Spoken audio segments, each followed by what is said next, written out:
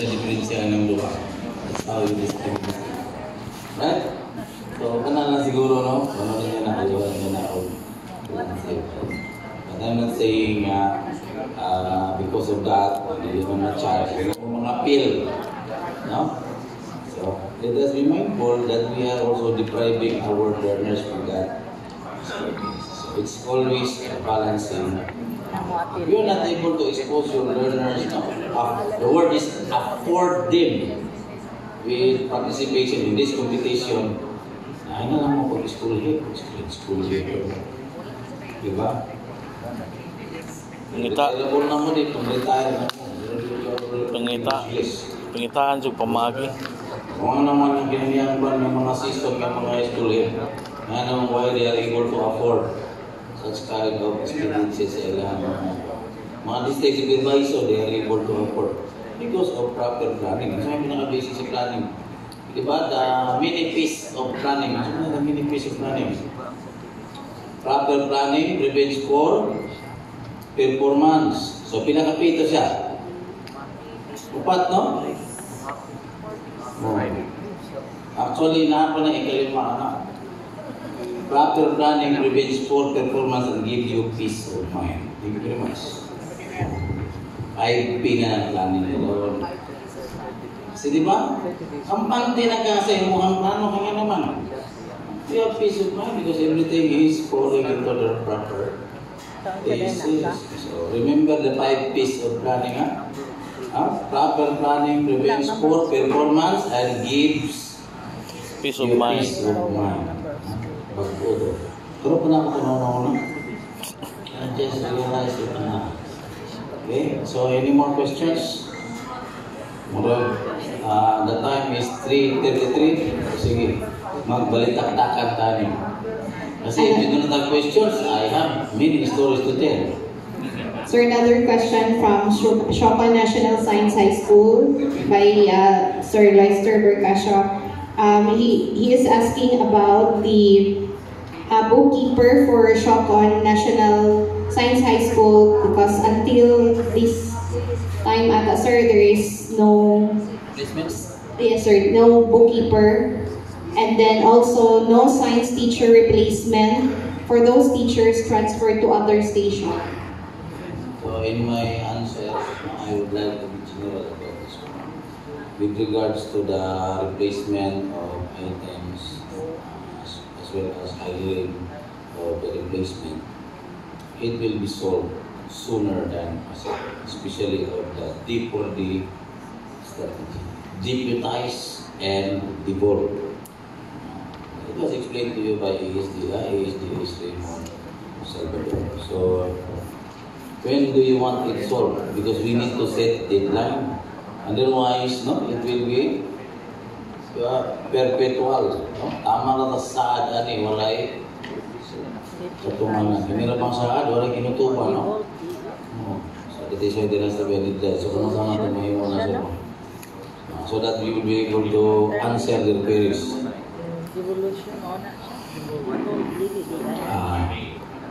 We can start the so there will be before May there will be series of capacity building and so kailangan na ng term na retooling, upscaling, so may diferensya ng tulo. Presta ko. Nasusunod mo sa parihalam na tanan. Actually, there are significant differences. Although they might sound similar, but then there are different significant differences. Right? Number one, upskilling. So you have existing skill, you just To upgrade.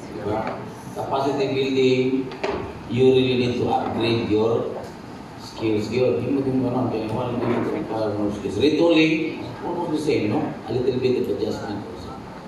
You have existing skills, you just adapt it to new application. Ano na, no? So, it's just possible na ikapataka o gumagamit o mga terminology o takabalo. Diba? Alright, so there will be series of retooling, capacity building, and upskilling, no? For part is upskilling niya. Kasi ano siya, actually, it was presented by Sir Raymond na itong devolution. No? Okay, ano siya, I was a little bit worried.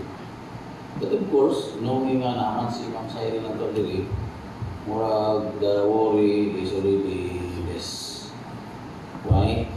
Simply because, number one, naman tayo reference there, mga tanatagaan yung pagkita mo. So, that's the advantage. Number two, sa ako una po, kung why should I worry when this has already been tested in some point? So, and in looking at the guidelines, diba? We must see to it also that whatever actions is made at those people who are being deputized at the secondary school level and the district PSDS level will always be reviewed by the HRM PSD member, and then it will be deliberated upon again for adoption. So that is the control mechanism. Right? So we still have the last approval when it comes to who should be promoted or not. But at least at the level, at your level, we are already the work is already being Screen dadaan. because there was already complete staff work or CSW. My advice always is that as much as possible, pareha ito ang catch up Friday, drop everything and read. The same also. The same is true also with how you perform your duties and responsibilities if you are deputized as subcommittee of the HRM PSD for the ranking of the teacher items as well as that of the sa secondary school and the SDS level. It has always be objective. No? Drop everything those who are related to you. And then do your responsibility. Remain objective. Pero kung panangita na promote yun yung parente, that is incidental.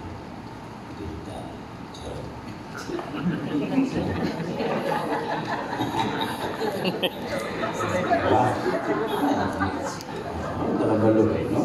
Kasi importante nga you maintain that you are being objective, number one, and the most challenging part in the duties and responsibilities is that you were able to portray an image and reputation of being very objective. That's really very hard to do. Kasi if all the time yung mga parente na pinang-promote, how can you say that you are being objective? Diba? There was one galing, ang nilitayan na ito, kaya halos sa iyong lugar, puro na mga parente na ng maestra dito. Diba? O diba, Sir Bong? Amigo na ito, no? Who departed from the service. So it does not actually, as much as possible, ito ko nakakakal. Because our reputation is at stake. Not only your reputation, but also the reputation of our, which we all must hold dearly. Because we belong to one city, and we are one family. Diba? Usually, may mga parting messages of your dearly departed nga mga ginikanan na ito. Ang sa may usual nila nga palukunto kung sa ito protektahin, kampingin ninyo ang atong apelyido. Karon, pangutanon ta mo, kung sa may atong apelyido karon? Department of Education.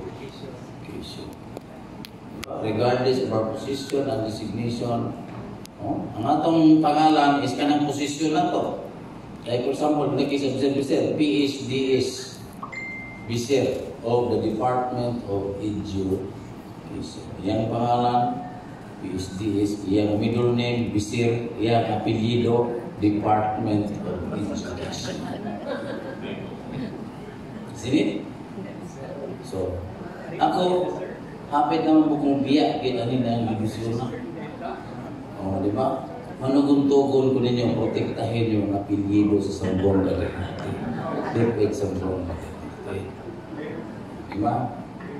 Ingon din mo nga, balik-balik ko sa lubiya, ano manang, ano dyan na siya? Kasi we do not know, we are not certain of the time. Okay?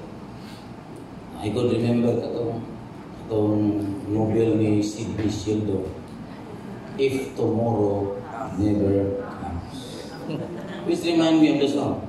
If tomorrow never comes. Nama na marunong sa insing, pasok na ba na? Gimana?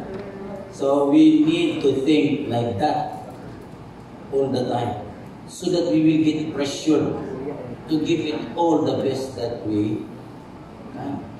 So that is why baligin na kung hapa dito, pamirma dito sa likod. No? Para lang yan, makahabol ko dito. So hindi, no? With the help of Mia. No? Ang tas Mia na po. Manara dia, gini Mia, Mia. Right, so okay.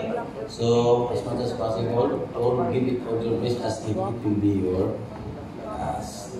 Right? Tigaan pagkaugkuhan, dudugan lugway na po. Be thankful, no? Because you will be given another fresh day. Okay? So, ano na? That's how we should enjoy life. No? Find fulfillment in everything that we do. Because the pursuit of happiness is finding inner joy. Wala nang pagkumpari niya na po. Okay, next question. So, hanap naman yung question. Kaya wala, pelas 4.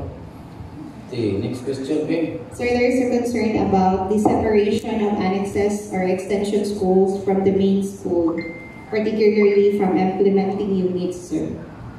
How, I guess they are asking if this would be possible or... Wala na.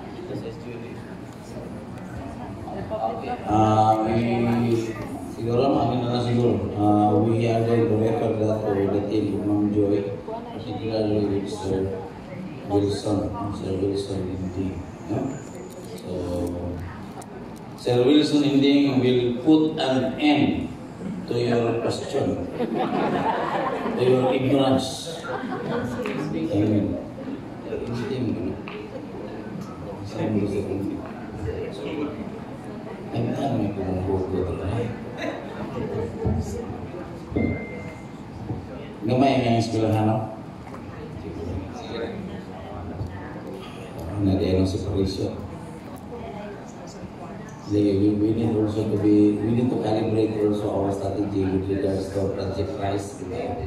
Kasi it will have, it might also have negative consequences. Kasi, especially sa mother school. And then we must remember, in sa mga secondary school, particularly junior high school. Junior high school items are station specific. So if you create more mga annexes and then they become eventually independent, the tendency would be that we have the enrollment in the mother school will decrease. And then number 2, when there is decrease in enrollment, there will be excess number of teachers. And it's really very hard to convince teachers to transfer, especially if they are already in a very comfortable place, because it's provided by law, Republic Act 46/70. So we must always be mindful. While we are pressured to really expand, but it is important we need to be correct on term we really need to be judicious also on this matter. So muna judicious. Na ito ayaw. You take the pros and cons and then expand your analysis.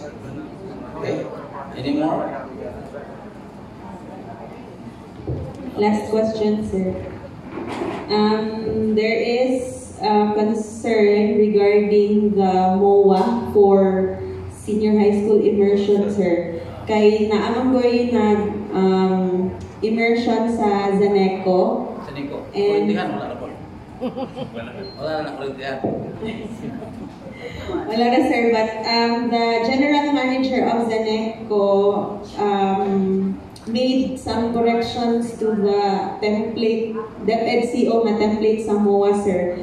The school is asking if is it kana acceptable ba na ay mga pwede ba i-correct ang i-correct or i-modify ang MOA sa senior high school. Good afternoon, everyone. Well, we have a template for senior high school work immersions.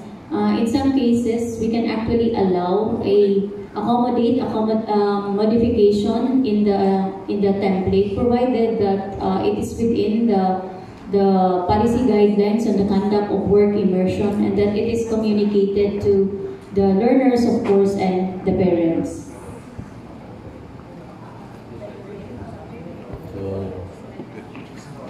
Very satisfying answer here. Okay? So, wala na siguro, no? I think that's already enough. What else? Any more questions? Okay, sir, no? Live, Good afternoon, sir. Good afternoon, everyone. My concern is about sa Sinuan Integrated School. In as much before they become an integrated school, Sinuan Extension siya, ang isa po Sinuan Elementary School. Both of them are meant with XTs. Karon, pag integrated school na sila, naragyan po sila kaya ang isa pa ako high school unta, mas shortage ng teacher ang kuwan. So, upat naman ng teachers sila to include the XT. So, what I did not actually recommend for this high school XT teacher nga ibalhin sa TIC na sa Basagan National High School kay mas nakulang man ang sinuan. So, what I did is I told her, ma'am, diyan lang ka muna kay until such time we gonna receive teacher for that particular school in your school na pwede nakakaroon, dili na ma-shortage, enough teachers now will have to school, pwede na ka lang ma-recommend for another school as school head kay XT man good siya. Then, she's handling classes also. So, any comment or any suggestion from your answer of what should I do with that matter? Congratulations to you. I So many people say that was a good decision on your part. You really prioritize what really matters. No? Now, with regards to us reviewing the rules, so to the in addition, actually it's in the work already. We are actually in the process of hiring for the local school board teachers, and I specifically advise our provincial administrator, who is the permanent representative, the governor, as the co-chairman, as our co-chairman of the local school board, that in terms of hiring of local school board teacher, it will now be exclusive to secondary school teacher, mga secondary school teachers, because that is where we have encountered problems. Kasi, yung sa una, when you decided to open schools and operate, you depended so much on LSA, Learner Support Aid, and then the funding from the Learner Support Aid comes from not only the SEF, but in the case of Zamboanga del Norte, it came from the Learner Support Fund actually during the period of the pandemic. And when the pandemic was over, there is no more justification. Kasi there was, I could remember, around 17 million, di ba Ma'am Ip, no? Wherein, one of the allowed expenditures is the hiring of Learner Support Aid, but I decided against it. Instead, we procure mature. Because there is no more justification for us to hire Learner Support Aid. And simply, Learner Support Aid, hiring of Learner Support Aid is simply not unsustainable. Kasi the funding has already dried up. Wala na. Until now. So that is it. Oh. May guidelines. No? Dili sila katudlo. Gani. Di ba? Support ka gano'n, no? Dili sila katudlo. May tudlo. Pero off the record na niya. Ayaw ito yung mga off the record. Kaya no? So that is why I decided ito nga Sergio, mga Yanis, tanang nga mga local school board na to allocation, it will now be exclusive to the junior high school. We will hire more junior high school teachers this time. Pero board passer we will siguro, deploy this one teacher, for the pwede na schools katulog. who do not have or who lack teaching complement, teaching staff. Arkiwi gani. There was one who brought that kind of who really visited our office. One of the students in Cebu. They used to have 6 teachers, but out of the 6 teachers, 4 of them are LSA. And then I do not allow also volunteer teachers because we will be giving them full support, and I will also be pressured in appointing them, even if they are in the lower rank. Diba? Saying ko, it will be solved in time. Agwanta lang sa yung kung naon sa mga. So, i-close na ng school answer, that's up to you. No? Pero, if you can have your teacher, and you can explain to the teacher that they really needed also to extend their patience as much as possible. Wait for the action of the local school board because it's already in the pipeline for the hiring of local school board teachers, secondary school teachers. Okay, so soon, no? So I think it is one of the agenda items that will be kailangan asan na po siya. So make sure that it will be discussed this coming Thursday. Agatong monthly. I'm supposed to attend the salary local kundo school kasi. board. Sabi natin speaker sa mga. Wala mo. O sige, ginanya na lang. Ikaw na lang ang manto sir mo. And then, pagpapigyan na ko na dito attend the local school board to make sure that our proposal would really be communicated to the local school board, and then we are going to expedite the hiring of the secondary school teachers, the church of the local school, so that ang mga tanong na eskwelahan na kulang ng maestra, madungagan, especially newly opened school. And then I have to explain to you the process. Kasi number one, there is a DepEd order for the establishment of secondary school, through DepEd, di ba? And then there is another way through legislation. But both of them actually requires a long time to produce the necessary teacher item. Kasi di ba, if you look at the budget cycle of Congress, 1 year na mag-propose. Swerte taong na-akajoy, may included ang atong allocation. If you delay, you will have to wait for another year. And you will have to mount up mountains of justification. Especially when newly open school, and then the enrollment is simply somewhat unsustainable. Muna, sa'yo na pagpa-close. Sa eskwelahan, lisod So pagpabalik. you really have to negotiate your way with, of course, and you have to navigate also with your congressmen, especially if it's a legislated establishment. So I myself had the privilege of attending a deliberation for the establishment of Siloca Integrated School. While we are happy that it is already being approved and it is made independent, pero it will take some time for us to receive the allocation of teacher. And given the situation now that the priority of the central office is for the allocation of non-teaching personnel.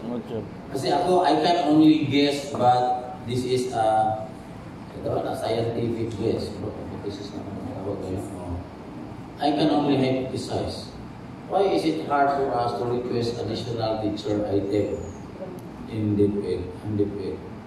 Simply because if we are going to compute the total number of enrollment, di ba?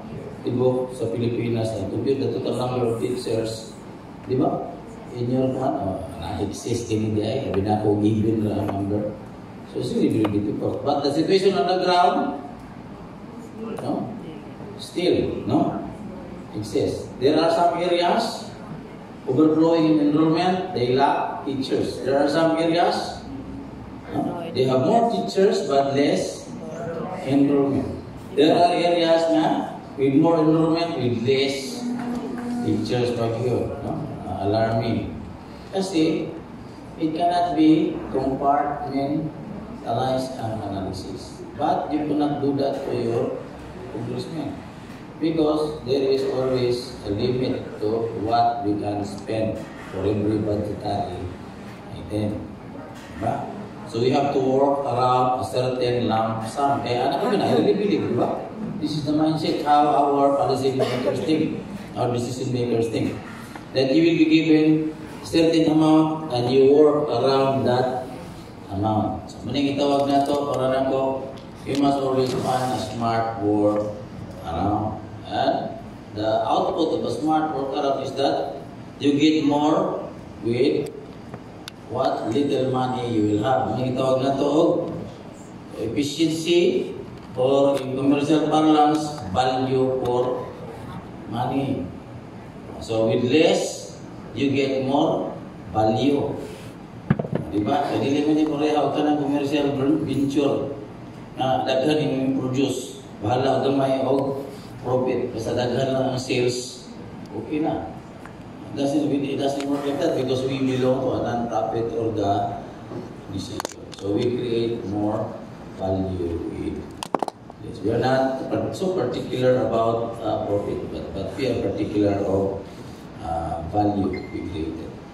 So that is why, what is the smart work around, especially kining mga teachers with less and less number, with incomplete specialization, especially newly open school. Actually, if you look at it, there seems to be no way out, isn't it? Parang wala yun, wala yun. You are already facing the wall. But the only way you can get out of it is that to dig around the wall or under the wall. But how do we do that? There is a way out. And that will be the responsibility of Ma'am Sarin to continue the effort of our previous chief. We have started already with the daily lesson plan. It's almost complete now, Ma'am Sarin. It's almost complete. And then this daily lesson plan will have to be converted into PowerPoint presentation. And then later on, we will prioritize difficult to teach subject competencies. We are going to have a recording of that. And soon siguro, for all subject, if we continue the effort, we will sustain and hopefully mapadayon pa ko diri. So we will be able to record on one recording on the one competency, one video lecture per one competency we can attend that, and that's possible. Why? So galing na tayo, diba? If you believe in that, then it can be done.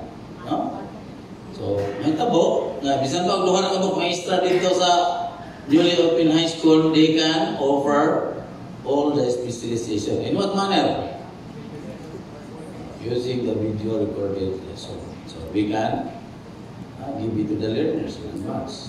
Diba? So there will always be a smart work around. So do not give up. Because if you give up, then that's the end of you. Diba? And then if you give up, that will be the end of you because you will have to be replaced. And then ang sakit if you will be replaced and you will be reaping all the credits of the work that you have done. I'll give you an example. There was one farmer, he bought the an acre of land with the assurance from the seller. Meaning siya nga, if you plow and plow and plow, you will find gold because there is a hidden treasure in that land. Indeed, for years and years, he plowed and plowed and plowed until he got really very tired and very much frustrated. And then finally, he sold the land at half the price. And then, of course, the same assurance he gave with the seller who sold him the land. You say, if you buy this land at half the price, you will find gold if you continue plowing and plowing and plowing. So the new owner got hold of the plow. When the Carabao pulled the plow again. Basta. The answer sa Google. Nurse. Plow. Sige, plow kami. So the moment the new owner got hold of the plow and then the Carabao pulled the plow, it got snug with something hard. And when he really with the Carabao could no longer pull the plow. Until finally he has given up and then inspect what's causing the snag. And then when he discovered, he unearthed a caban of treasure. The moral of the story is that never give up, because if you give up, you are next to an inch of gold. The title of the story is An Inch Before Gold. And the moral of the story is never give up. Otherwise, the one who will replace you will reap all the credit. So that is why, if you are to ask me if I would be in Sambonga del Norte, yes, I will not give up Sambonga del Norte. But if my time to come that I have to transfer, I would also have to leave Sambonga del Norte with happy heart and joy, knowing that I have given all my best. And then if someone reaps all the credit, that's fine with me. Why? Because in all the works that I have done, I'm paid for already. Diba? Nag-isiluhan ako student. And I'm expected, being the school division superintendent, to really give it all my best. Manang hindi ko magpaloy-paloy as if it will be my last day in Sambonga del Norte. So I hope you do the same. No? Dili ta magpaloy-paloy ko naman. Baka next day, no, we find gold. Diba? So, any more questions? Wala na siguro, no? And I have no more stories to tell. I will reserve it tomorrow afternoon. Okay? Awarding na lang? Sige, sir, man. May request Secretariat to take the